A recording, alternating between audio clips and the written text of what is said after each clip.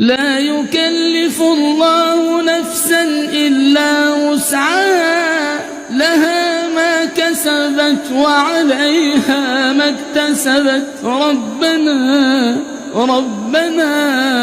ربنا لا تؤاخذنا إن نسينا أو أخطأنا.